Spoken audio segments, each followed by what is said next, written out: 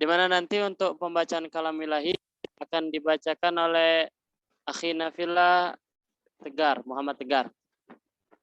Cara yang ketiga yaitu kata sambutan dari Ketua Umum Wakif Hizib Unsri, yaitu Akhina Dinar Tri Akbar. Yang keempat, yang kita tunggu-tunggu yaitu penyampaian materi dari Al-Ustaz Muhammad Jazira SP. Dan langsung tanya jawab nantinya. Yang kelima, yaitu foto bersama sekaligus penyerahan sertifikat oleh Wakif Hizib Unsri kepada pemateri kita pada malam hari ini. Yang keenam, penutup. Baik teman-teman sekalian, pertama kita buka acara ini dengan sama-sama melafazkan basmalah. Bismillahirrahmanirrahim. Acara yang kedua, mari sama-sama kita dengar, kita simak, mudah-mudahan nanti kita mendapatkan berkah dari Allah Subhanahu wa taala, yaitu pembacaan kalamilahi dari Akhina Muhammad Tegar. Para Muhammad Tegar, waktu dan virtual kami persilakan. Assalamualaikum warahmatullahi taala wabarakatuh.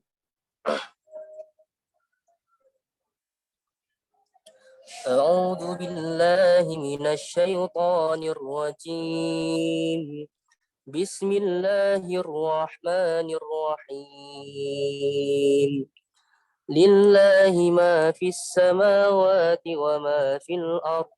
Wa in tubdu ma fi anfusikum aw tukhfuhu yuhasibukum bihillah fayaghfiru liman yasha'u wa yu'adzibu man yasha'. Wallahu ala kulli syai'in qadir. آمن الرسول بما أنزل إليه من ربه والمؤمنون كل آمن بالله وملائكته وكتبه ورسله لا نفرق بين أحد من رسله وقالوا سمعنا وأطعنا غفرانك ربنا وإليك المصير. لا يكلف الله نفسا إلا وسعها لها ما كسبت وعليها ما اكتسبت ربنا لا تؤاخذنا إن نسينا أو أخطأنا ربنا ولا تحمل علينا إصرا كما حملته على الذين من قبلنا ربنا ولا تحملنا ما لا طاقة لنا به واعف عنا واغفر لنا وارحمنا أنت مولانا فانصرنا على القوم الكافرين. Sadaqallahul azim. Assalamualaikum warahmatullahi wabarakatuh. Waalaikumsalam warahmatullahi wabarakatuh. Maha benar Allah dengan segala firman-Nya. Terima kasih kepada Akhina Muhammad Tegar yang telah membacakan ayat-ayat Al-Quran. Mudah-mudahan baik yang membaca dan mendengar mendapat ridha Subhanahu wa ta'ala. Amin, amin ya rabbal alamin.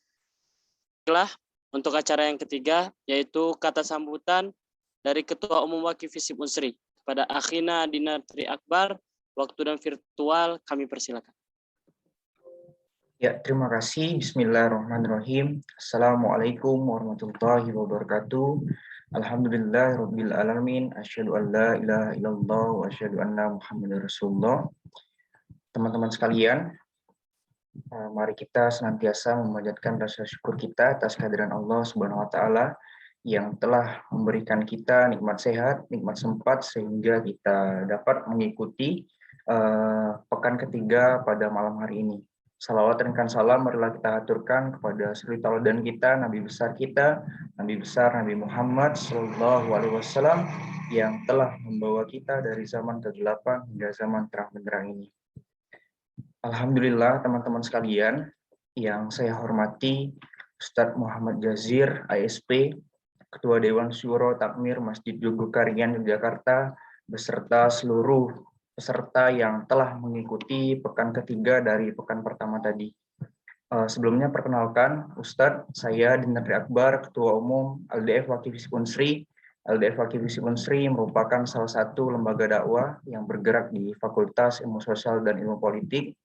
Ini salah satu upaya kita menyemarakan Grand Opening Visip Ngaji, yaitu kegiatan yang menyambut mahasiswa baru. Sebelumnya saya mewakili teman-teman panitia mengucapkan terima kasih banyak kepada Ustadz Jazir yang telah meluangkan waktunya pada malam hari ini.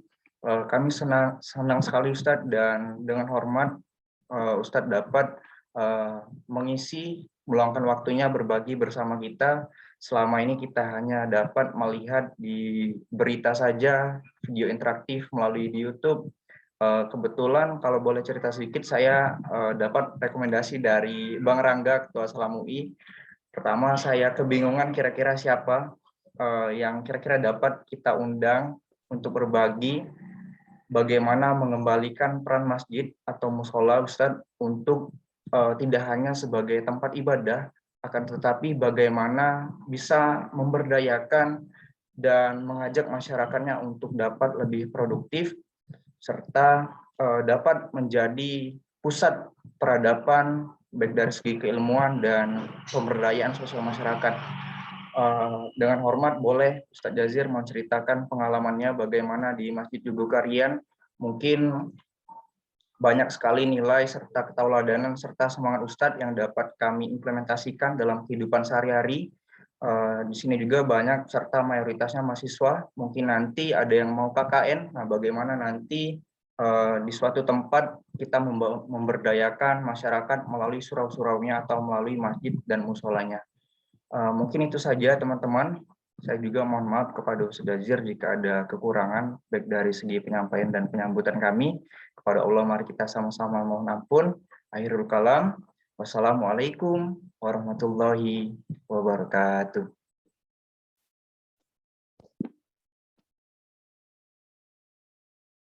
Waalaikumsalam warahmatullahi wabarakatuh. Terima kasih kepada Akhina Dinatri Akbar yang telah menyampaikannya kepada kita semua.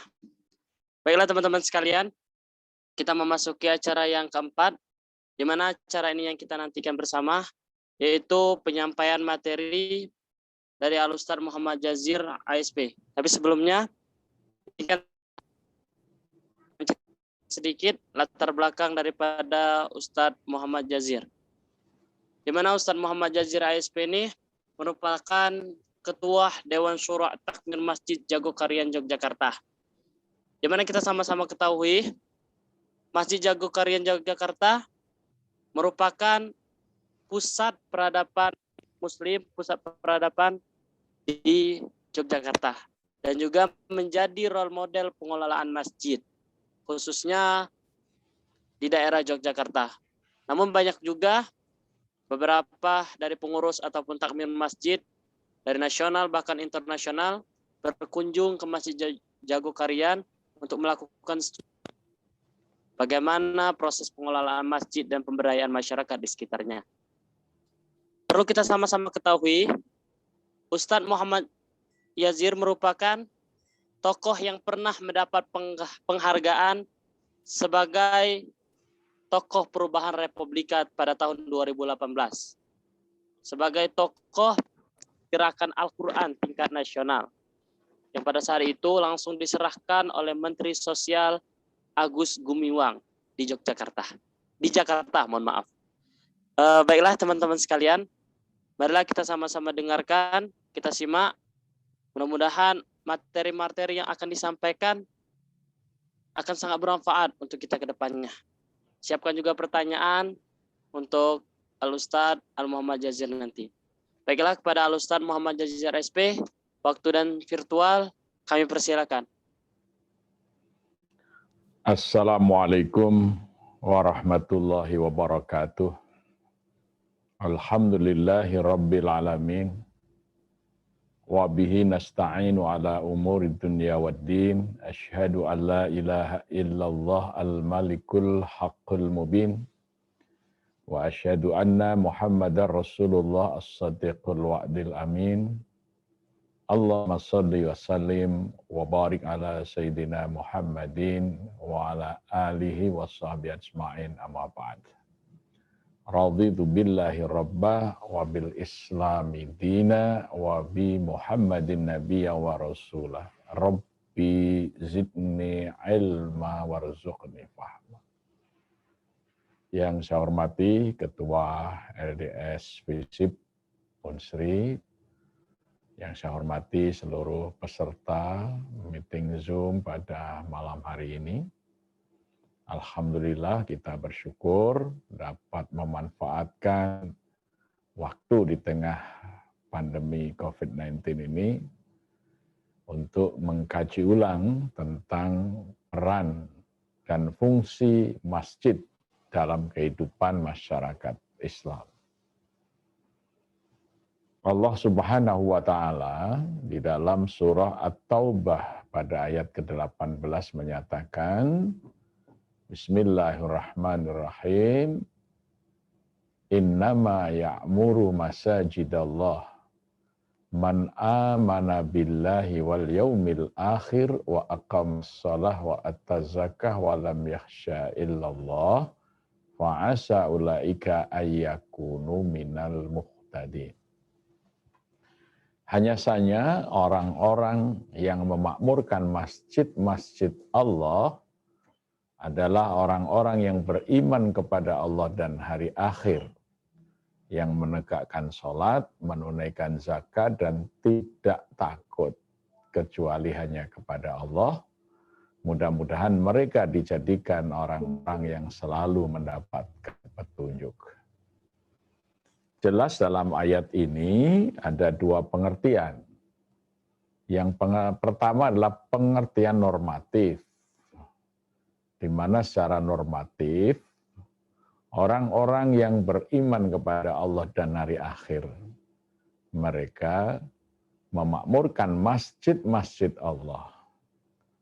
Artinya penanda utama keimanan kepada Allah dan hari akhir adalah memakmurkan masjid-masjid Allah. Jadi tidak ada bukti keimanan kepada Allah dan hari akhir bagi seorang mukmin kecuali mereka punya aktivitas dalam hidupnya memakmurkan masjid-masjid Allah. Kemudian yang kedua adalah pengertian teknis. Bagaimana memakmurkan masjid? Yaitu aqimus shalah wa atuz zakah wa lam yakhsha illallah. Memakmurkan masjid yang pertama adalah menegakkan sholat.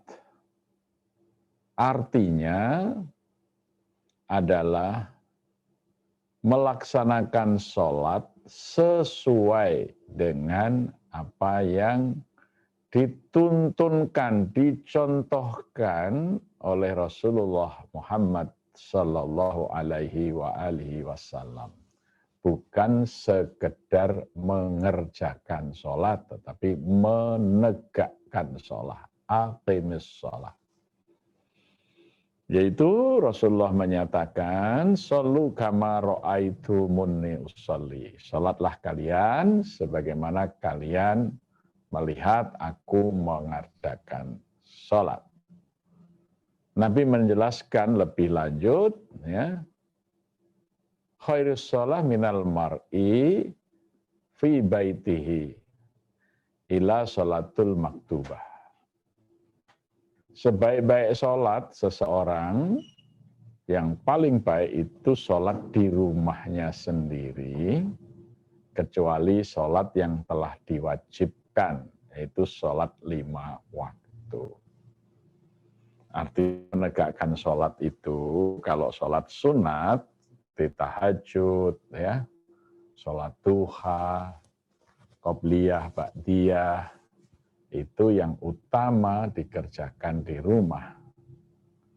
Tetapi kalau sholat wajib, itu dikerjakan berjamaah di masjid. Ya, itu namanya menegakkan sholat. Belum disebut menegakkan sholat kalau sholat wajibnya tidak di masjid tapi di rumah. Ya, karena belum pernah dicontohkan sekalipun oleh Rasulullah SAW. Ya, Rasulullah itu selalu mengerjakan sholat berjamaah di masjid, kecuali sakit yang sangat keras. Bahkan ketika seorang sahabat yang sudah tua dan tunanetra, Abdullah bin Umi Maktum, meminta rukhsah, ya Rasulullah, saya ini sudah tua dan buta. Bolehkah aku sholat di rumah saja? Karena aku tidak ada yang menuntunku ke masjid. Ya, awalnya Rasulullah SAW mengatakan, boleh. Tetapi ketika Abdullah bin Umi Maktum mau keluar dari masjid, tiba-tiba Rasulullah memanggilnya. Ya Abdullah, ada apa ya Rasulullah? Dari rumahmu kamu mendengar adzan enggak? Mendengar ya Rasulullah. Maka kamu harus tetap sholat berjamaah di masjid. Ya, jadi selagi masih mendengar suara adzan, ya, ini diperintahkan untuk mengerjakan sholat wajibnya dengan berjamaah di masjid. Nah, oleh karenanya tugas daripada Dewan Kemakmuran Masjid atau pengurus masjid adalah memobilisasi rakyat. Ya, saya menggunakan diksi rakyat itu yang benar. Ya, kan kullukum ra'i ulun an ra'iyatih, ya. Rakyat itu dari hadis itu, ya. Tiap-tiap kalian itu adalah ra'in, pemimpin, gembala. Ya, dan kalian akan dimintai pertanggungjawaban atas ra'iyah, rakyatmu itu, ya. Jadi rakyat itu dari bahasa Arab ra'iyah, yang dipimpin, ya. Jadi para pengurus masjid dimanapun, ya, Dewan Kemakmuran Masjid atau Takmir Masjid, itu tugas utamanya yang pertama menggerakkan, memobilisasi, mengorganisir agar seluruh rakyat yang ada di wilayah itu mengerjakan sholat berjamaah di masjid. Itu tugas yang pertama. Ya, ini. Maka ketika tahun 1999 waktu itu saya mendapat mandat dari rakyat, ya, kita memilih pengurus, ya, di Jogokarian, Masjid Jogokarian itu ketua DKM dipilih langsung oleh rakyat. Sebelum Indonesia melaksanakan pemilu langsung, di Jogokarian pemilihan ketua takmir masjid atau ketua DKM itu dipilih langsung oleh rakyat. Ya. Nah, ketika itu saya mulai untuk melaksanakan mandat yang pertama ini. Langkah yang saya lakukan adalah melakukan pendataan, ya, bahwa di wilayah Masjid Jogokarian yang meliputi satu kampung, ya, itu terdiri dari 4 RW, 18 RT, ya, 907 kepala keluarga, 2.973 jiwa, itu data kita ini. Kemudian yang sudah mukallaf, artinya yang sudah wajib mengerjakan sholat ada 1.839, itu dari pendataan kita. Ternyata masih ada, ya, 816 warga yang mukallaf, yang muslim, yang belum sholat. Maka program pertama daripada pengurus Masjid Jogokarian adalah mengadakan gerakan mensolatkan orang hidup. Ya. Bagaimana 816 warga muslim yang mukallaf itu mengerjakan sholat. Dari pintu ke pintu kita datangin. Ya, kita tawarkan pelayanan belajar sholat yang baik, yang benar, dan kemudian kita ajak untuk sholat berjamaah di masjid. Demikian juga warga yang sudah sholat, yang belum aktif berjamaah ke masjid, kita gerakkan dengan kita membuat undangan sholat berjamaah ke masjid dengan undangan yang bagus seperti undangan perkawinan itu, dan kita gembirakan yang datang ke masjid itu. Ya, yang pertama, ya, kita berikan mereka ini suasana gembira ketika berjamaah, yaitu waktu-waktu sholat, ya, kita setelah ada kuliah 7 menit tentang keutamaan sholat, kita bagi door prize, sehingga suasananya menyenangkan. Ya. Jadi dicerahkan dengan kultum, ya, disenangkan dengan door prize. Subuh supaya aktif, tiap subuh kita sediakan kopi susu dan roti, ya, biar ya sholat subuh kemudian ngopi bareng gitu ya. Tidak hanya ngopi dalam pengertian minum kopi saja, tapi ngopi itu ngobrol perkara iman, ya, gitu ya, ngopi. Nah, itu kegiatan kita. Ya, kalau minggu pagi kita sediakan sarapan pagi, ya, sehingga mereka senang. Kemudian yang ketiga itu kita layani dengan baik jamaah itu dengan yang pertama imam. Kita carikan imam yang hafal Quran dan suaranya bagus, ya, karena itu layanan utama masjid itu adalah bacaan imam yang bagus yang bisa mendatangkan kekhusyukan ketika orang melaksanakan sholat, ya. Karena kadang-kadang kalau bacaannya nggak jelas itu kita menjadi risih, ya, tidak nyaman makmum kepada imam yang bacaannya tidak fasih dan tidak hafal dan tidak benar, gitu ya. Itu. Kemudian dari sisi kenyamanan, ya, kita mulai pasang AC di masjid supaya sejuk. Karpetnya kita ganti yang paling tebal, paling bagus sehingga duduknya empuk, nyaman, ya. Kemudian juga kita berikan garansi kalau ada sendal, sepatu, sepeda motor hilang ketika sedang ditinggal sholat berjamaah diganti baru dengan merek dan tipe yang sama, ya, itu. Karena saya sering sedih itu melihat di masjid-masjid itu ada tulisan hati-hati barang Anda di masjid ini sering terjadi kehilangan. Pengurus masjid tidak bertanggung jawab. Ini konyol banget, ya. Masa jadi orang tidak bertanggung jawab ngurusin masjid.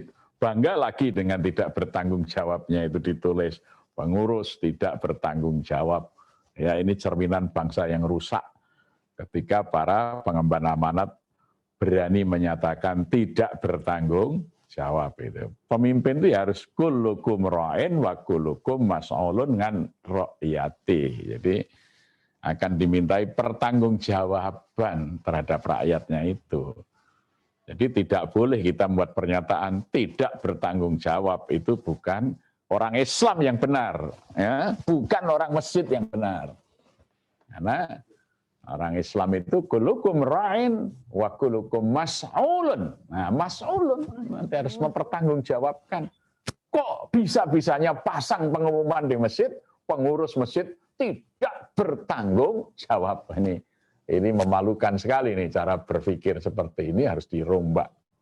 Itu direvolusi, dirubah. Ya, ini yang kami sebut dengan program 3M. Ya, mencerahkan, menyenangkan, mengenyangkan. Nah, jadi orang datang ke masjid itu mendapat pencerahan, mendapat, ya, kesenangan, dan mendapat, ya, kecukupan, kenyang di 3M itu. Nah, alhamdulillah, ya, sekarang door prize kita kalau setiap tahun kita menyediakan 4 tiket umroh bagi paling aktif sholat berjamaah di masjid, ya, di samping hadiah-hadiah yang lain. Ya. Alhamdulillah, Masjid Jogokarian pada kemudian dikenal sebagai masjid yang sholat subuhnya sudah mendekati sholat Jumat karena bisa mencapai 70% kehadiran sholat subuh sehari-hari dibanding dengan sholat Jumat. Inilah awal daripada Masjid Jogokarian viral, dikenal oleh masyarakat dari berbagai daerah karena setiap orang singgah melihat jamaah subuh kita itu selalu penuh, ya, mendekati Jumatan, jadi 70%. Termasuk di masa PPKM ini, masjid kami tetap buka 24 jam, tetap aktif, subuh juga tetap padat jamaahnya, ya, itu. Jadi kita tidak pernah dan tidak akan pernah menutup masjid apapun alasannya, kecuali itu alasan memang langsung ada perintahnya di dalam Al-Quran dan Sunnah yang sahih, ya, itu. Karena masjid ini adalah jantungnya kehidupan masyarakat. Justru ini kalau disebut dalam bahasa PPKM itu fungsi masjid itu kritikal dan esensial, ya, gitu ya. Jadi tidak boleh ditutup gitu, ya. Kecuali masjid-masjid yang hanya berfungsi sebagai tempat sholat saja, selesai sholat dikunci lagi, ya itu silahkan aja.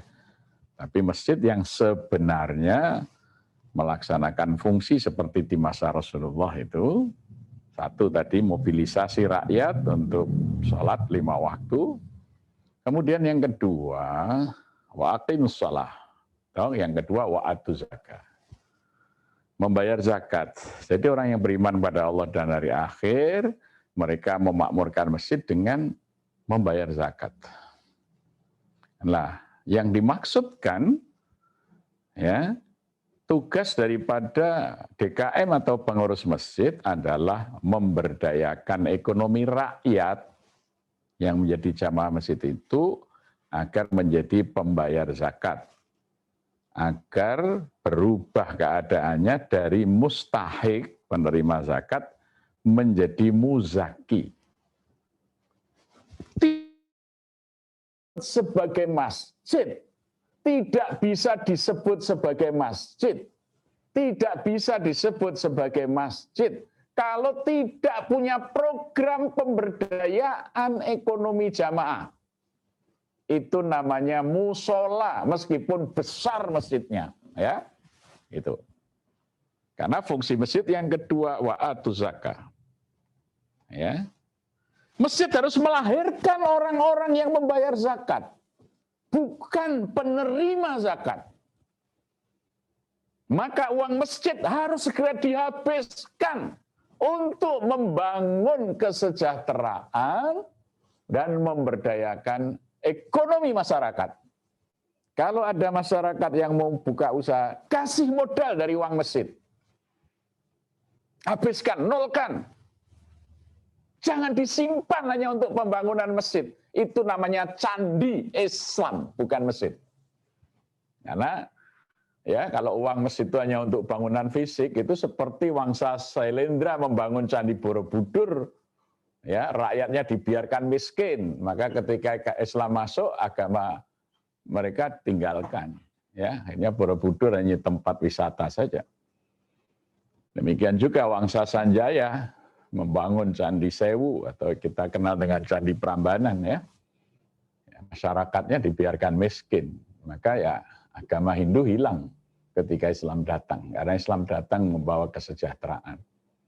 Jadi kalau sekarang ada orang ngurusi masjid kok kasnya numpuk hanya untuk bangun menara, memperbaiki bangunan masjid. Tidak menjadikan rakyatnya, masyarakatnya makmur secara ekonomi, tidak ada program kesejahteraan, maka itu tidak bisa disebut sebagai masjid. Menurut Al-Quran, ayat 18 surat At-Taubah itu, ya, itu hanya musola saja fungsinya.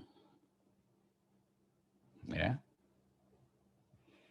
Mereka yang nganggur kalau perlu kasih modal untuk bekerja, kasih biaya untuk mencari keterampilan, ya, supaya bisa bekerja. Dan luar biasa ini ketika kita lakukan dulu, ya, kami mulai itu hanya punya muzaki di Masjid Jogokarian itu 19 orang saja. Zakat malnya setahun hanya 5 juta. Sekarang ini alhamdulillah kita punya 659 muzaki dan sebagian mereka yang kita modali dari masjid.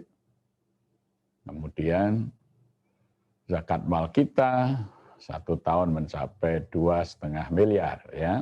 Itu di masjid kampung ya, Jogokarian itu cuma skala masjid kampung. Ya, bahkan di masa pandemi ini zakatnya meningkat, korbannya meningkat. Tahun ini kita menyembelih 51 ekor sapi, itu pun yang super duper yang berat sapinya di atas 1 ton itu ada 2, ya. Supernya yang di atas 750 kg ada 5. Yang lainnya reguler, kambingnya ada 46 ya, lebih banyak sapinya yang besar-besar itu. Nah, ini gambaran peningkatan kesejahteraan. Kalau dulu zakat malnya 5 juta, ya, sekarang zakat mal 2,5 miliar 1 tahun. Dulu infak Jumat cuma 200.000, sekarang bisa sampai 18 juta. Dulu infak subuh tidak ada. Sekarang infak subuh sebulan bisa 120 juta. Dan dana kegiatan yang lain di masa pandemi ini, kita dana COVID untuk penanggulangan COVID, kita bisa mencapai 1 musim pandemi ini sudah di atas 2 miliar, sehingga masjid bisa menyediakan tidak hanya rumah untuk isolasi mandiri, kecukupan makannya bagi mereka yang harus isolasi, kehilangan pekerjaan kita cukupi, ya obat-obatannya, perawatannya, sampai ketika krisis oksigen di rumah sakit, Masjid Jogokarian bisa menyediakan oksigen bagi warga, masyarakat, dan jamaah yang kesulitan mendapatkan oksigen. Kita beli mesin untuk oksigen, ya. Kita juga menyediakan jasa untuk cek genos, kita menyediakan layanan gratis untuk PCR, ya. Ini semuanya bisa kita lakukan. Karena tadi masjid memberdayakan ekonomi. Sehingga kalau kita hitung total dana yang dipercayakan, yang dikelola masjid itu 1 tahun bisa mencapai 12 miliar. Ini masjid kampung ya. Masjid kampung hanya 4 RW, 18 RT. Bukan 1 kelurahan ya. Bukan 1 desa. Kalau 1 desa, 1 kelurahan itu kan dapat dana desa sekitar 1 miliar. Ya. Tetapi masjid ini yang hanya tingkat kampung, ya, hanya 4 RW, itu 12 kalinya daripada dana desa. Sehingga kita bisa memakmurkan rakyat, itu melalui masjid. Karena fungsi dilaksanakan. Ya. Fungsi sesuai dengan perintah Allah dilaksanakan, pasti akibatnya baik. Ya.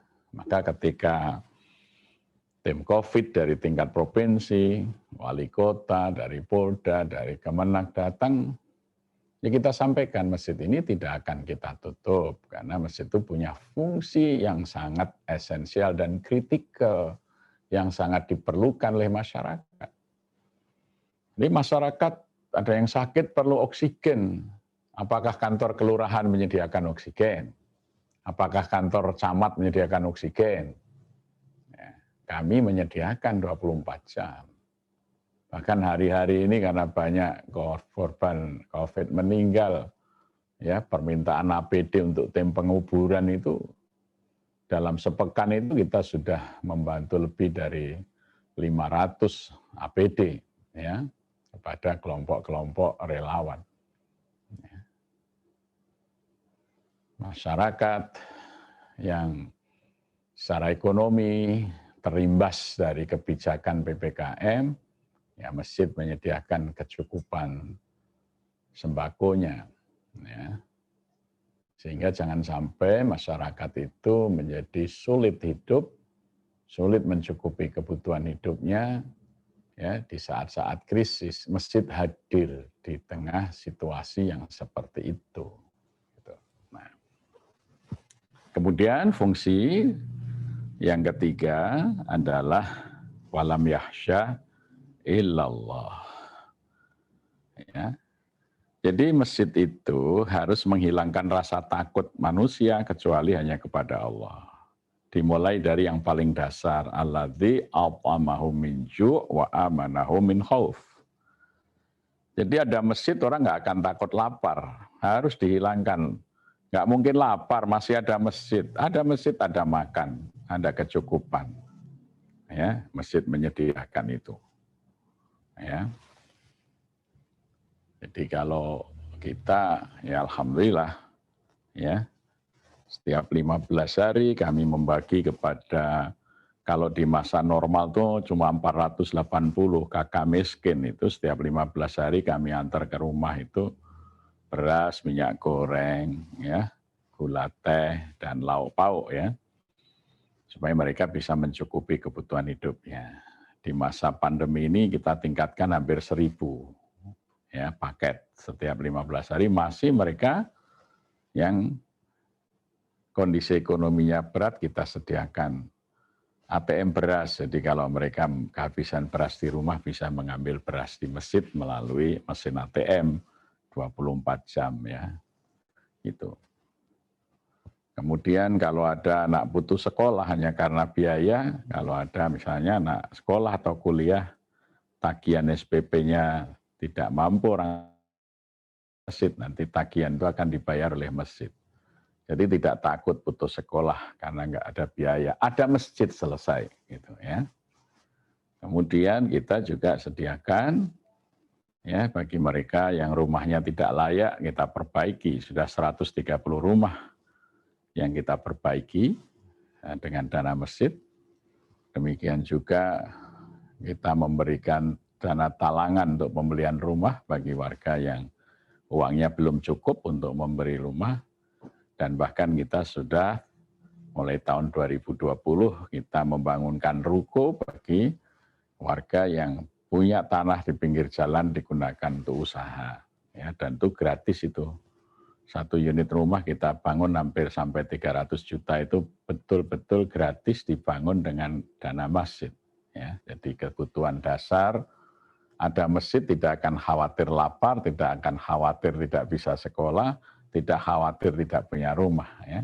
Masjid itu menyelesaikan hal-hal yang seperti itu. Itu walam yahsya illallah. Nah, maka masjid kemudian menjadi pusat tempat membangun peradaban. Seperti yang dicontohkan Rasulullah Shallallahu Alaihi Wasallam. Ya, maka ketika ekonomi tumbuh di sekitar masjid ya, maka sampai hari ini masih kita bisa saksikan di Masjid Nabawi, Madinah atau di Masjidil Haram, ya begitu keluar dari masjid itu sudah mall, hotel yang paling bagus di sekitar situ. Masjid melahirkan pusat transaksi, jadi pasar itu lahir dari masjid. Ya. Kekayaan kesejahteraan orang yang mereka beraktivitas bertumpu di masjid. Masjid itu menjadi titik 0 kilometer bagi kehidupan sebuah masyarakat. Itu yang dicontohkan oleh Rasulullah SAW, sehingga kemudian kaum muslimin ya hanya di dalam periode kedua, yaitu di masa Khalifah Umar bin Khattab sudah bisa menaklukkan Kisra Persia, negara adidaya ya Persia itu takluk di bawah kaki kaum muslimin ya. Dan terus sampai akhirnya pun Konstantinopel pun dapat ditaklukkan oleh kaum muslimin ketika masjid-masjid itu difungsikan. Dan di masjid itulah ilmu pengetahuan, keterampilan itu dikembangkan. Ya.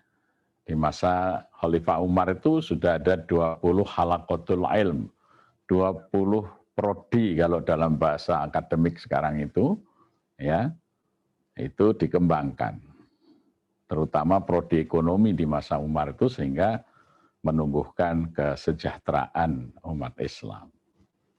Kemudian kita tahu, ya, masjid itu menjadi universitasnya kaum muslimin. Maka disebutlah fungsinya sebagai masjid jami'. Ya, jami' itu artinya apa? Universitas. Al-jami'ah itu universitas, ya. Karena Islam itu utuh, menyeluruh, sempurna. Maka di masjid itu dikaji segala macam disiplin ilmu, ya. Sehingga masjid melahirkan insan kamil, ya. Maka kajian-kajian di masjid disebut kuliah. Jadi sekarang pun di kampus disebut kuliah itu dari bahasa Arab. Kulun, kuliah itu, kulun itu menyeluruh. Jadi di masjid itu yang dipelajari dari kedokteran, teknik, matematika, fisika, kimia itu diajarkan di masjid semua. Sehingga dulu pertama kali di dunia didirikan universitas itu di Masjid Qarawiyun di kota Fes, Maroko. Secara resmi dideklar sebagai Al-Jami'ah Al-Islamiyah, universitas pertama di dunia. 200 tahun sesudah itu baru disusul oleh Mesir dengan Al-Azhar. Eropa masih berada di alam kegelapan. Ya, kaum muslimin sudah membangun universitas. Nah, runtuhnya kemuliaan Islam itu ketika masjid itu hanya mengkaji masalah syariah saja. Ya, hukum-hukum syariah. Ustadz-ustadz hanya bicara syariah, tidak bicara kulluh, menyeluruh. Ya, tidak lagi masjid menjadi al-jami'ah. Masjid jami itu hanya masjid yang untuk Jumatan. Itu konyol banget. Orang menyebut masjid jami itu untuk Jumatan gitu. Enggak, masjid jami itu masjid yang berfungsi sebagai pusat pengetahuan yang utuh. Al-jami'ah, itu artinya universitas. Maka Islam memimpin peradaban sampai 7 abad ketika masjid itu masih difungsikan. Inilah kerinduan kita. Jadi meskipun di kampung, di Jogokarian, kami punya cita-cita demikian.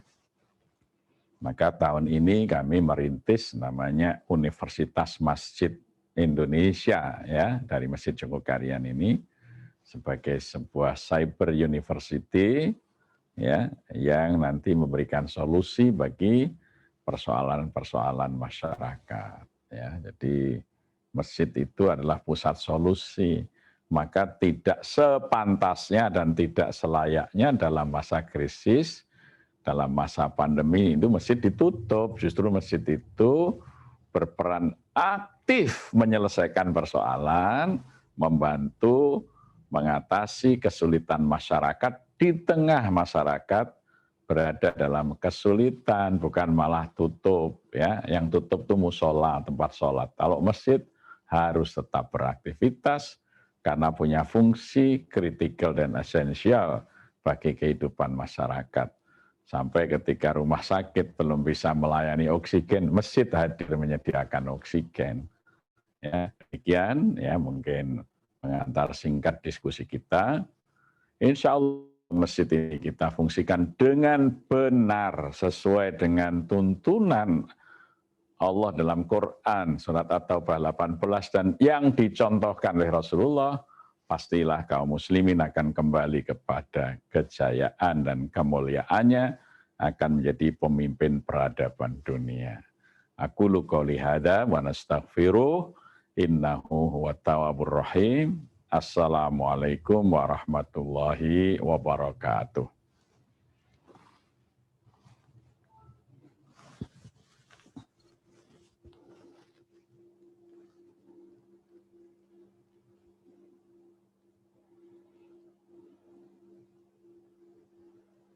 Ya, Waalaikumsalam warahmatullahi wabarakatuh. Izin untuk mengambil alih teman-teman dan Ustadz sekalian. Sepertinya moderator kita terkendala dengan sinyalnya.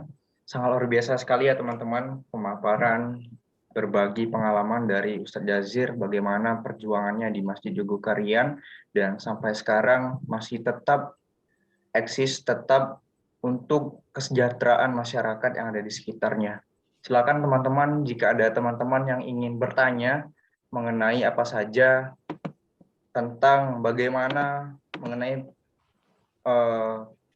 pemberdayaan masyarakat di sekitarnya dengan program-program yang telah tadi sudah diceritakan oleh Ustadz Jazir, kami persilakan untuk teman-teman untuk bertanya. Kami persilakan.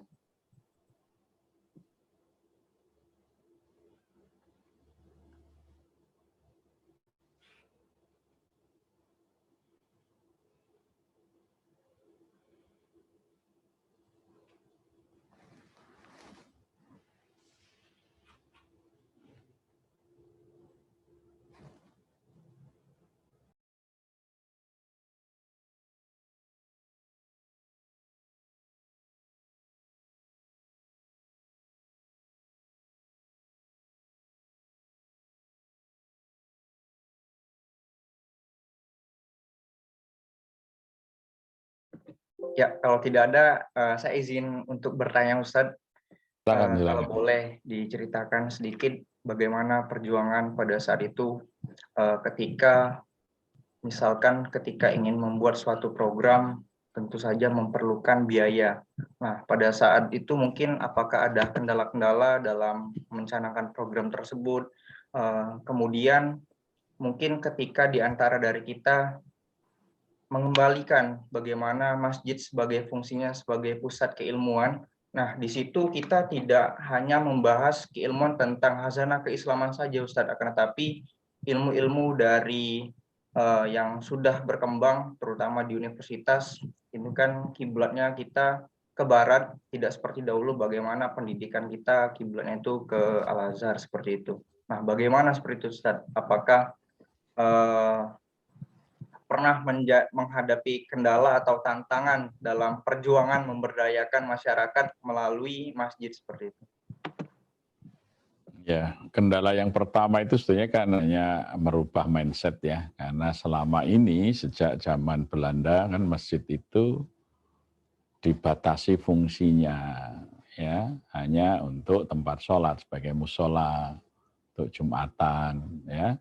Fungsi-fungsi yang diajarkan di masa Rasulullah dan dilanjutkan di masa kesultanan-kesultanan itu kan dipangkas oleh penjajah Belanda supaya umat Islam menjadi lemah dan bodoh, ya. Jadi hanya belajar ilmu-ilmu syariat saja, dan itu pun lebih banyak dikembangkan perbedaan fikihnya. Jadi orang Islam itu dipecah-pecah dalam kelompok fikih, itu namanya bagian dari divide et impera ya, sehingga kita mudah diadu domba, hanya perbedaan Jumat tuh khutbahnya ya pakai tongkat enggak khotibnya, adanya sekali apa 2 kali, itulah yang diajarkan ya, sehingga melahirkan perpecahan, dan itulah yang dikehendaki oleh musuh-musuh Islam. Masjid menjadi pusat perpecahan umat ya. Sekarang ini juga ada gejala yang seperti itu ya, ustadz-ustadz yang hanya belajar syariah saja, mengupas fikih itu kalau di masjid khutbahnya itu malah sering menimbulkan perpecahan. Itu kebodohan yang diulang, nggak boleh terjadi. Ya, nah justru masjid itu menyelesaikan persoalan. Maka dulu ketika tim duat para dai dari Kesultanan Turki Utsmani dikirim oleh Sultan Muhammad I pada tahun 1401 Masehi, itu mereka adalah para ulama yang mempunyai keahlian keilmuan yang lengkap. Jadi misalnya ya Maulana Malik Ibrahim itu yang datang pertama, utusan dari Khalifah ya Sultan Muhammad I itu, dia seorang ulama tapi sekaligus ahli irigasi. Maka ketika datang di Gresik, dia membangun bendungan dulu dan kemudian menata irigasi sehingga sawah-sawah yang semula hanya sawah-sawah ya pasang surut ya atau tergantung pada musim, kemudian menjadi tanah sawah beririgasi teknis, tambak dibangun baik tambak bandeng, tambak garam, sehingga masyarakat sejahtera. Maka kemudian mereka ikut agama orang yang datang mensejahterakan itu. Barulah dibangun masjid, dibangun pesantren. Jadi Maulana Malik Ibrahim itu tidak membangun masjid dulu, yang dibangun adalah kesejahteraan masyarakatnya. Ya, karena Islam itu hadir untuk mensejahterakan masyarakat. Kemudian pusatnya adalah masjid. Ya, kemudian ketika datang banyak penyakit, datanglah kemudian Maulana Ishaq dari Rusia yang didatangkan oleh Khalifah Sultan Muhammad I, seorang ahli kedokteran, dan bisa mengobati pandemi yang waktu itu sedang terjadi di wilayah Kerajaan Belambangan ya. Bahkan diambil menantu oleh Raja Belambangan karena dia bisa menyembuhkan rakyatnya, termasuk anak daripada raja ini. Kemudian datang juga Maulana Muhammad Al-Maghribi, seorang ahli pertanian yang mengajarkan bagaimana cara bertani yang baik ya untuk menghasilkan tanaman yang baik bagi kecukupan pangan. Jadi dulu para ulama yang datang ke Indonesia ini dengan cepat sekali bisa diikuti oleh masyarakat Karena di tempat dia mengajarkan agama, di masjid itu tidak mementingkan fisik masjidnya, tetapi bagaimana mengutamakan mensejahterakan rakyatnya itu. Ya, jadi ini yang harus kita tiru. Nah, mindset inilah yang kita tiru, kita kembalikan, kita ajak teman-teman di masjid ini melaksanakannya. Nah, kendala yang masjid belum punya uang, ya. Nah, maka ya kita mulai dari diri kita, ya alhamdulillah kita diberi rezeki lebih oleh Allah, ya kita gunakanlah untuk memulai gerakan-gerakan ini, ya. Maka kemudian yang lain akan bergabung. Termasuk bahkan ketika kami menyediakan kebutuhan sembako bagi masyarakat, kita tidak ingin meniru pemerintah yang kalau memberikan bantuan sosial itu yang jelek-jelek itu, beras jelek itu Raskin ya, gitu ya, vaksin Sinovac yang jelek itu, bukan dipilihkan yang baik. Itu cara berpikir pemerintah itu keliru, kita koreksi. Ya, maka masjid ingin memberikan bantuan beras itu yang terbaik supaya anak-anak keluarga tidak mampu ini mendapat asupan makanan yang berkualitas sehingga anaknya cerdas, tidak menurun kemiskinannya karena kebodohannya. Kalau ada orang miskin, berasnya jelek, bantuan sardennya, makanannya dikasih yang jelek, bansos itu ya bodoh terus ya, kemiskinan menurun. Itu cara berpikir Menteri Sosial dan pemerintah harus dikoreksi. Nah, maka kami mencoba menyediakan beras yang bagus gimana untuk rakyat miskin ini. Akhirnya kita berpikir, ayo kita beli sawah, kita nanam padi sendiri yang bagus, kualitasnya sokol organik untuk dikonsumsi keluarga miskin. Nah, alhamdulillah ketika kita punya data mau beli sawah, dana kita mau beli sawah, apa yang terjadi? Ketika di notaris, pemilik sawah ini nanya, ini atas nama siapa sawah ini? Atas nama masjid, Pak. Loh, masjid kok beli sawah untuk apa? Kita jelaskan. Kita memberikan bantuan bagi warga miskin, ingin menyediakan bagi mereka bagus termasuk berasnya. Akhirnya justru beliau mengatakan, tidak jadi saya jual, saya wakafkan saja. Gitu. Jadi kita akhirnya sawah wakaf. Ini diunggah oleh tim medianya masjid. Kita punya ini, Masjid Jogokarian TV ini ya. Saya itu live dari Masjid Jogokarian TV ini ya.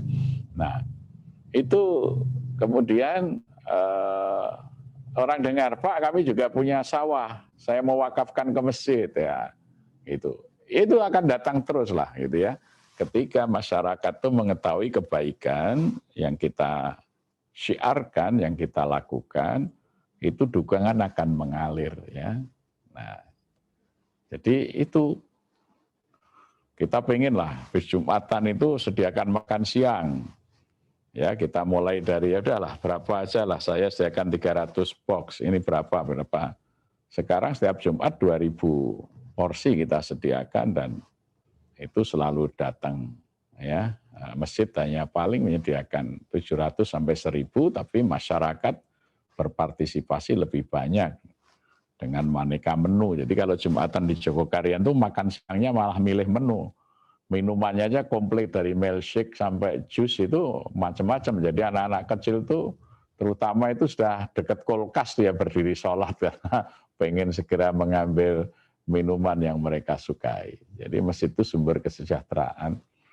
Ya ini kendala yang pertama itu ketika kita mengawali, memahamkan, dan insya Allah ketika kita bisa menyampaikan dalil-dalilnya, contohnya di masa Rasulullah SAW, masyarakat kita itu akan sami'na wa ata'na. Jadi kendala yang pertama itu otoritas, itu termasuk otoritas keilmuan. Kita harus bisa menjelaskan kenapa masjid memberikan bantuan modal usaha. Nah zaman Nabi seperti apa? Kenapa masjid memberikan bantuan sembako? Kenapa masjid harus menyediakan beasiswa dan lain sebagainya? Ya, jadi itu merupakan salah satu dari hal yang harus ada, yaitu otoritas, ya, kemudian kepercayaan, trust ya. Jadi ketika masyarakat mempercayakan, kita harus transparan di dalam pengelolaan.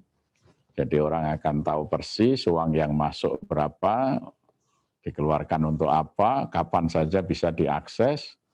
Bahkan sampai hari ini orang mau melihat keuangan masjid dari 27 tahun yang lalu masih bisa diakses hari ini langsung, ya. Itu baik dalam bentuk hard copy maupun soft copy itu bisa diakses, ya. Siapapun bisa secara terbuka, dan bahkan sekarang mulai kita melibatkan akuntan supaya keuangan masjid itu bisa diaudit dengan baik, bisa kita pertanggungjawabkan. Dan ini justru meningkatkan kepercayaan yang terus, ya, dari masyarakat. Ya, jadi itulah maka saya tahun 2019 oleh Republika diberi penghargaan sebagai tokoh perubahan Indonesia itu karena itu kita merubah, ya, cara pengelolaan masjid, cara berpikir orang masjid sebetulnya tidak merubah, ya, mengembalikan kepada apa yang dilakukan oleh Rasulullah yang bisa mengantarkan kembali kepada kejayaan kaum muslimin. Ya, jadi itulah yang kita lakukan. Jadi bukan karena Belanda, ya, di dalam masa penjajahan itu sudah merubah fungsi masjid yang seharusnya dirubah menjadi sekedar tempat sholat dan peringatan hari besar Islam. Nah, kita mengembalikan itu, ya.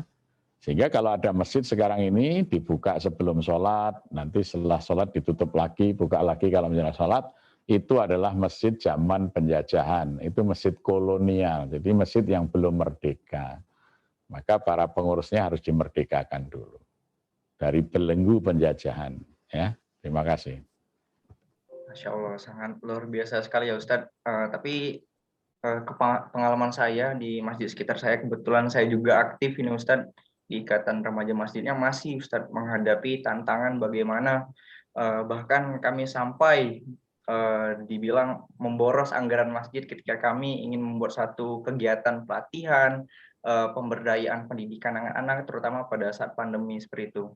Nah, masih sekali dan saya mengalami pergolakan bagaimana paradigma memandang bahwa oh seperti ini loh seharusnya kan. Nah itu salah satu mungkin menjadi tantangan kita semua, mungkin teman-teman juga merasakannya bagaimana aktif di remaja masjid, terutama kita sebagai mahasiswa mungkin kan seperti itu.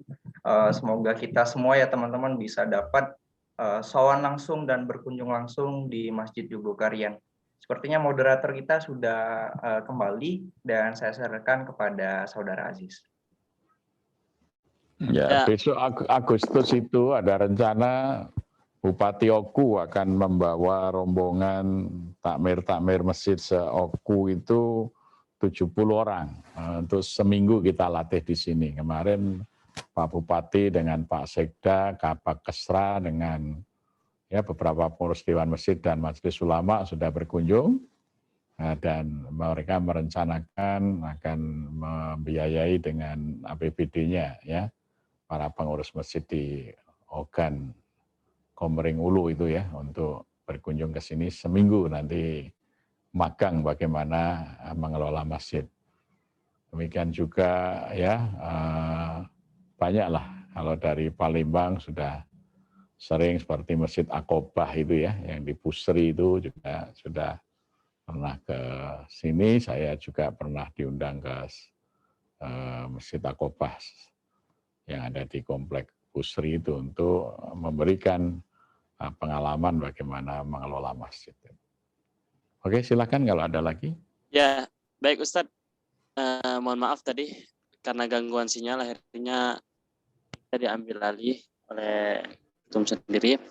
Di sini Ustadz ada pertanyaan dari Saudara Biran Afandi. Ingin bertanya Ustadz, Saudara Biran ini melihat tayangan di IG Masjid Jogokarian bahwasanya teknologinya begitu maju. Seperti menyembelih kurban, ada aplikasi tersendiri. Di mana aplikasi ini tidak dimiliki oleh masjid-masjid yang lain. Nah, karena menurut dari Saudara Biran, banyak masjid di daerah kita ini, di Indonesia khususnya, masih ketinggalan zaman dengan negara-negara yang ada di timur sana. Nah, pertanyaannya, bagaimana peran pemuda dalam membangun pusat peradaban yang canggih seperti yang ada pada Masjid Jogokarian tersebut? Mungkin itu saja Ustadz. Ya, sebetulnya justru perubahan itu dilakukan oleh anak-anak muda ya. Di Masjid Jogokarian ini saya paling tua, maka saya jadi ketua Dewan Syuro ya. Saya tahun 76 itu ketua remaja masjid, saya masih SMA kelas 1 ya. Itu. Jadi saya menjadi ketua remaja Masjid Jogokarian itu masih SMA kelas 1 sampai saya mulai masuk kuliah ya. Kemudian saya menjadi ketua takmir masjid itu juga ya baru sekitar umur 30-an lah ya. Jadi nah teman-teman saya sekarang ini yang mendampingi saya dalam ngurusin masjid itu ya sebagian besar anak-anak SMA, SMP dan anak-anak mahasiswa. Jadi itulah ujung tombak kita dan mereka itu yang lebih paham zamannya ya. Sehingga di dalam pengelolaan masjid dengan teknologi karena mereka punya bekal jauh lebih cukup dari generasi tua ya. Sehingga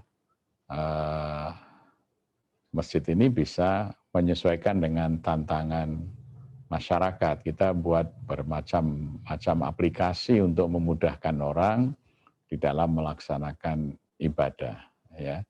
Dan mereka lebih sigap ya untuk menanggapi problem-problem yang ada di masyarakat, ya.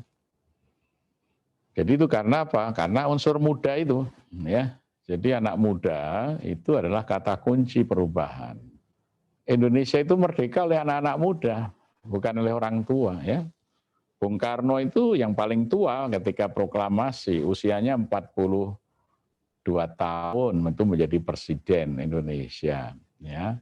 Hatta itu 37 tahun itu menjadi wakil presiden. Bahkan kita pernah punya Perdana Menteri dalam umur 27 tahun, itu Sultan Syahrir dan Burhanuddin Harahap. Ya. Jadi negara kita dulu bisa merdeka dan kemudian menjadi negara yang sangat disegani oleh dunia ketika di muda. Ya. Soekarno juga masih muda. Ya. Gitu. Tapi negara kita mengalami penuaan dan menjadi negara yang tidak terhormat lagi. Kadang-kadang kita direndahkan oleh Malaysia aja. Kalau kita ke Malaysia disebut Indon gitu ya. Kita makin tua. Bahkan ada orang yang sudah sangat lansia menjadi wakil presiden. Yang menyedihkan. Sedih saya melihat itu. Ya, negeri ini harus ambil alih secepatnya oleh anak-anak muda. Kalau ingin negeri ini menjadi besar. Segera ambil alih kekuasaan negara ini di tangan anak-anak muda, baru akan menjadi negara maju. Kalau dibiarkan para lansia itu mengurus negara, negara kita itu stuck segera itu. Menjadi negara yang lumpuh, tidak berdaya, mengatasi pandemi saja kebingungan karena terlalu tua presiden dan wakil presiden kita ini. Ya, DPR-nya juga sudah lambat. Karena orang-orang tua semua. Rombak negara ini menjadi negaranya anak-anak muda. Akan menjadi negara maju. Anda begitu selesai kuliah langsung terjun di politik. Ya, kalau bisa buat nanti di Undang-Undang Dasar kita amandemen presiden paling tua itu 45 tahun itu ya, minimal perjuangkan 50 tahun. Enggak boleh lebih tua dari itu. Anda bisa bayangkan, ya. Jadi PNS saja umur 58 dipensiun. Itu cuma jadi pegawai negeri sipil. Lah mau ngurus negara yang lebih besar kok lebih tua dari 58. Ini logika apa yang dipakai? Logika orang bodoh. Lah wong jadi PNS saja sudah harus pensiun, ya toh? Yang diurus cuma apa PNS? Ini jadi presiden kok sudah di atas 70 tahun. Jalan aja sudah susah. Ya. Sudah pelupa. Ya, bilang ini mau meroket, ternyata roketnya turun. Wah, gitu ya. Itulah orang-orang tua itu. Turunin segera itu yang tua-tua itu, ganti yang muda. Ya. Di Jogokarian itu mengurus masjid dibatasi 2 periode dan maksimal 45 tahun. Jadi saya ini hanya ketua Dewan Syuro aja, penasehat. Ya, jadi nggak ada yang tua-tua ini di pengurus. Nah, anak-anak muda yang di pengurus di sini ya. Jadi masjid juga begitu, apalagi negara. Jadi masjid yang ya Rasulullah itu dulu paling tua. ya, memimpin umur 40 tahun. Dan beliau berhenti memimpin kan umur 62 tahun dalam hitungan Masehi. Sahabatnya semuanya lebih muda. Abu Bakar 2 tahun lebih muda, Umar bin Khattab 4 tahun lebih muda. Ya, Ali bin Abi Thalib bahkan Nabi umur 40 tahun, Ali masih 9 tahun itu menjadi pendamping Rasulullah SAW. Dan ketika Rasulullah memimpin perang yang terakhir itu perang Tabuk ya, menyerang Romawi di Tabuk itu, Rasulullah mengangkat panglima itu Usamah bin Hisham itu umur 18 tahun ya. Jadi panglima besar itu 18 tahun ya.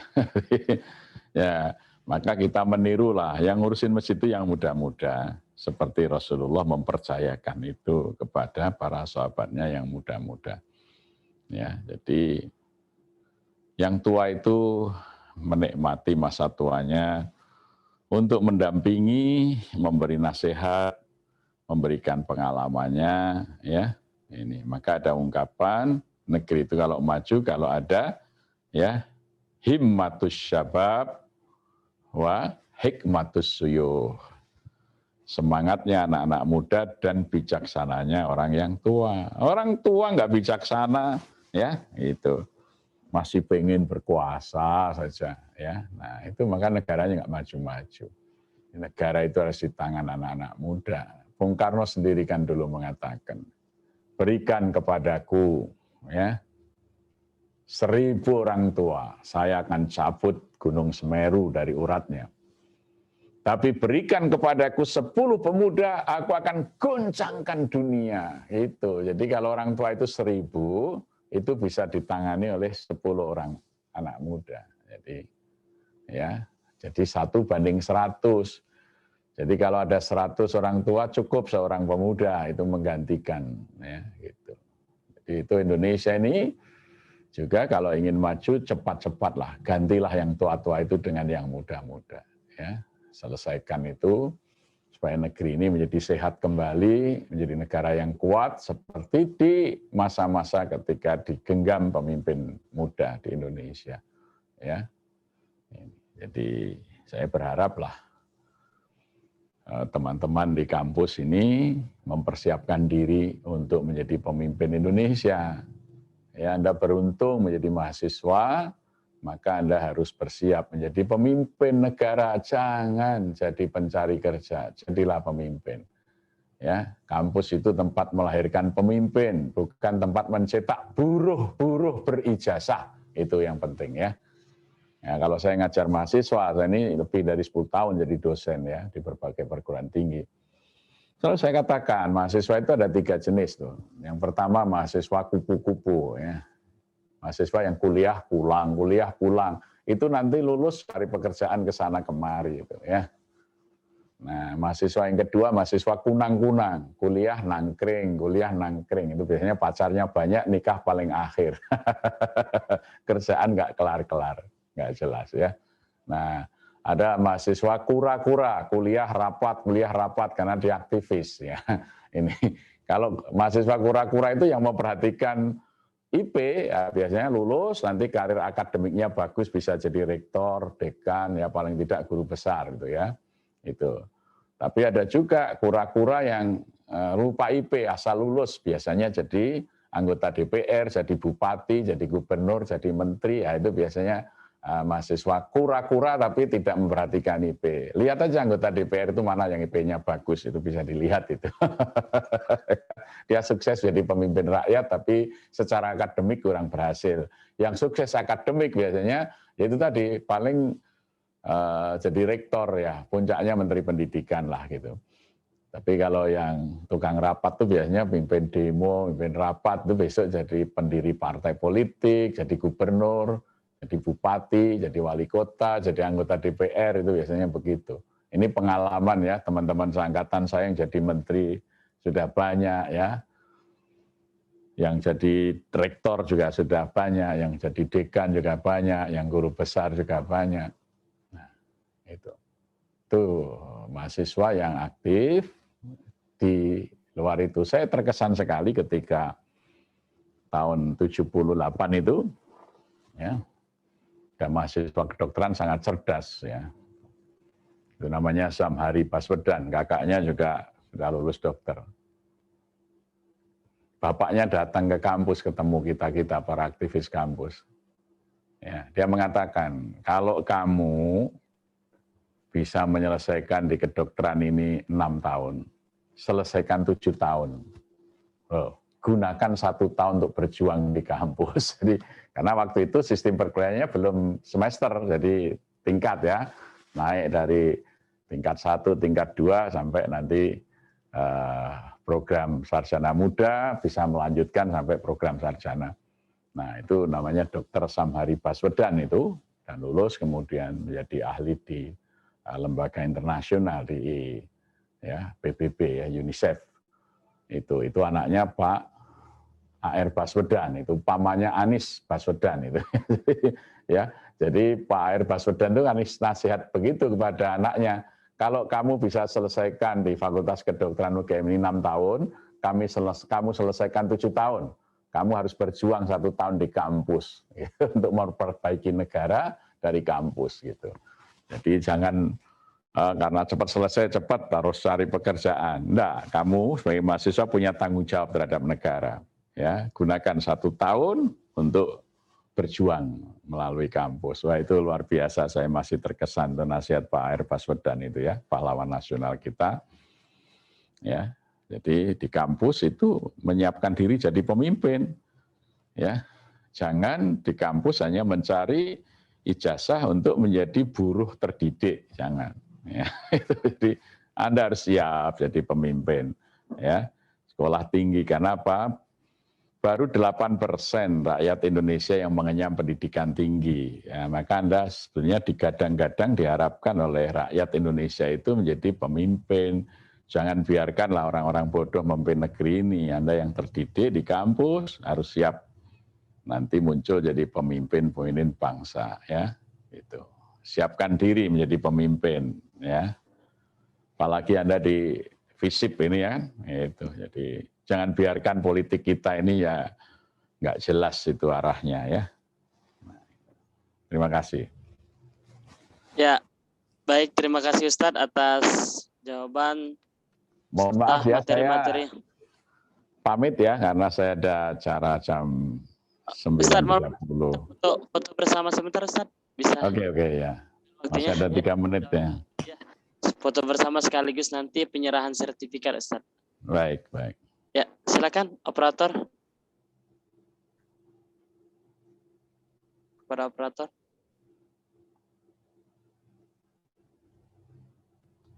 Ya, operator silakan diambil alih untuk foto bersama.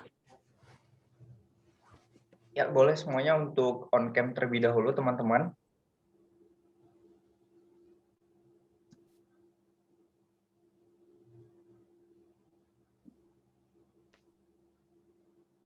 Ayo foto calon-calon pemimpin Indonesia. Ya, siap, wajah Anda harus memberi harapan pada bangsa ini. Ya. Besok foto-foto Anda dipasang di kantor-kantor sampai kantor kelurahan itu. Amin. Siapkan. Amin.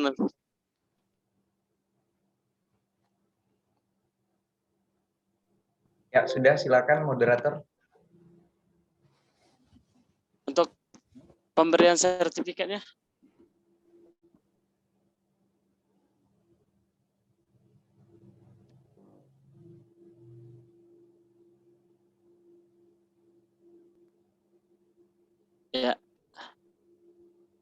Ya, Ustadz, Ustadz. ini salah satu bentuk wujud hormat dan terima kasih kami kepada Ustadz yang telah meluangkan waktunya kepada kami semua. Matur sembah nuwun Ustadz, semoga Ustadz sehat selalu di masa yang tidak menentu ini dan semoga selalu dilancarkan di setiap aktivitasnya. Amin. Terima kasih, saya terima penghargaan ini dengan penuh rasa hormat. Terima kasih, saya berharap 10-15 tahun ke depan bertemu Anda sudah menjadi pemimpin di Indonesia.